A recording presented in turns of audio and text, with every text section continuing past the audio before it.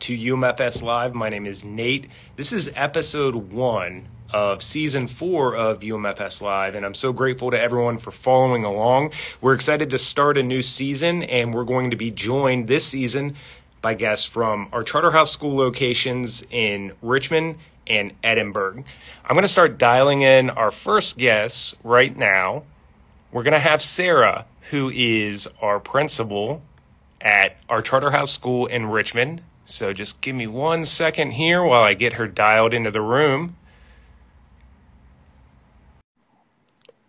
And for those of you who are just joining UMFS Live for the first time, we are on season 4 and episode 1, and we're going to be featuring Charterhouse School. Both locations will be featuring throughout the season. We're going to have Richmond and Edinburgh, and we're kicking things off today with Sarah, who is the principal in our Richmond location. Good afternoon, Sarah. Thank you for joining me for UMFS Live. Hey, Nate. How are you doing?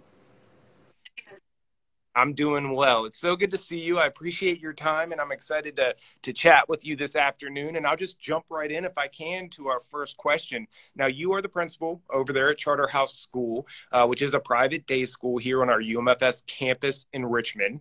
And you're fairly new to Charterhouse School. Can you tell us how long you've been there and what brought you to us? Sure. Yep. So I've been here just a little over 6 months now. I am originally from Virginia.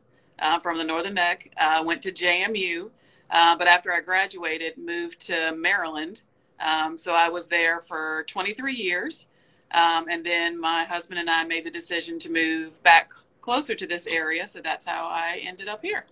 Well, and we're so glad that you have joined us here at UMFS and Charterhouse School. And I know you and I talked a little bit about your JMU ties the other day. We talked a little basketball, but we won't get into all that. I don't know that me as a VCU fan or JMU fan have a whole lot to cheer about at the very moment. But we'll move on to our next question. We're saying you've been in education for a long time. Before coming to Charterhouse School, you served in another capacity in education. Can you just talk about what inspired you to pursue education? I sure can. I would point to 2 specific things or people, I guess. So first, I have a sister. I had a younger sister who had Down syndrome. She passed away 15 years ago.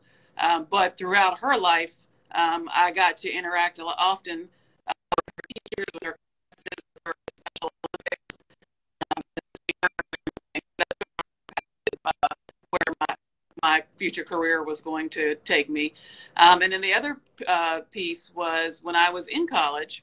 I think it was my sophomore year. For one of my classes, one of our requirements was that we had to do some kind of community service volunteer work. So I looked at the list of options they gave, and one of the options was tutoring at the prison that was there in the county. So I went and did that, and that was very eye-opening for a naive young 20-year-old. So I actually I did it for that semester, but I actually ended up doing it for the next 4 years. Until I actually left the Harrisonburg area. So interacting in that capacity and seeing the gaps in education that a lot of those guys had was very impactful for me. So I would say it was a combination of, the experience with my sister growing up, and then that really pushed me towards education. Absolutely. And I mean, those are so impactful. I really appreciate you sharing both of those. So kind of digging a little deeper there, then it sounds like, again, with your sister, you've always had calling to want to be in education. Have you always wanted to specifically serve populations outside of traditional public schools? So once I accepted that I was going to be a teacher for a while there, I think in high school, I kind of fought it. I was like, no, that's not what I'm going to do. For a while, I was going to be a genetic counselor. But anyway, after I accepted that that's what I was going to do, I did my student teaching, and it was secondary ed, English and history. And I was lucky enough, I had a great teacher, partner, mentor teacher. And several of my classes were honors history classes. And then I had a couple of other classes that were just kind of like the regular history classes that had some inclusion students in there. And I, quickly, like a lot of my peers didn't have honors classes. I'm like, oh, you're so lucky. You're going to have, the honors kids. They're going to, and those were boring to me. The honors classes, I'm like, these kids are sitting here, they're doing the work, they're following directions. Like, what is this? The other classes were the ones that I really found, my joy and passion in. And so that's where I started to veer off and think, yeah, I think it's going to be a different population than general ed. Well, I so value that perspective, and I've had an opportunity to speak with some other teachers at both, Charterhouse School in Edinburgh, Charterhouse School in Richmond, and you all just have such an amazing relationship with the students, and you learn so much from those students. There's always something new to discover, even as a teacher. Can you talk a little bit about some of those lessons, maybe a particular instance that you've had with a student or students through the years that has stuck with you? So I think especially with this population, it's not always the day-to-day where you see you get that fulfillment from. What really keeps me motivated, I think, and where I really got that, was able to build that passion was when I have students who come visit after they've been gone for a year or more. And it's funny because it's often the students who gave you the most activity and the most challenge and, left the school saying, I'm never coming back here. Those are often the ones that do come back and are able to have some perspective and see what impact the staff were able to have on them.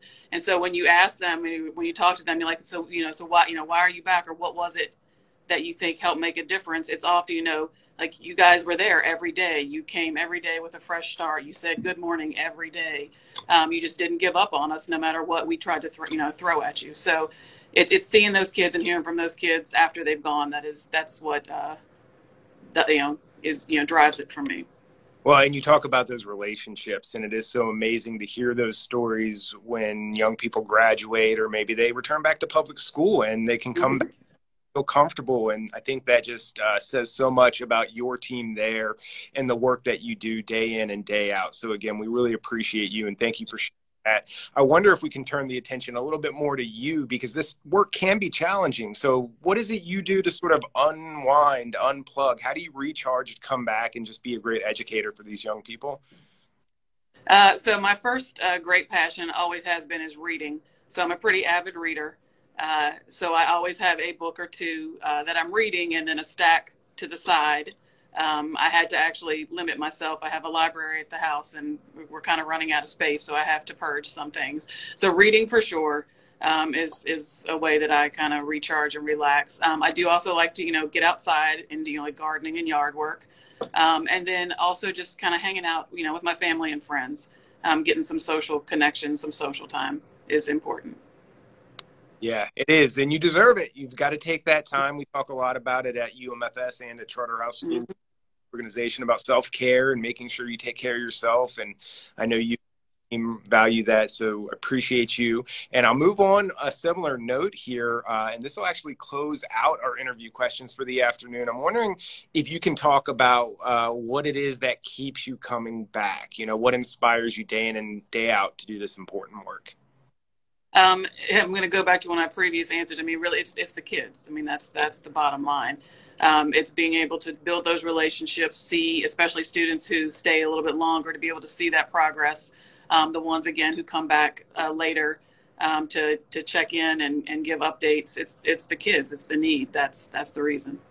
Well, that's wonderful. We're very grateful for you. And I know I appreciate your time joining us on UMFS Live. This is our first episode of our 4th season, and it's so great to have you with us, Sarah.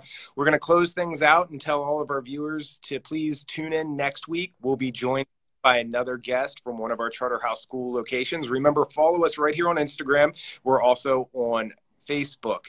And if you have any questions about Charterhouse School, you can visit our website at charterhouseschool.org or umfs.org. Thanks very much, Sarah. Have a great afternoon. You too. Thanks so much. Bye. Bye.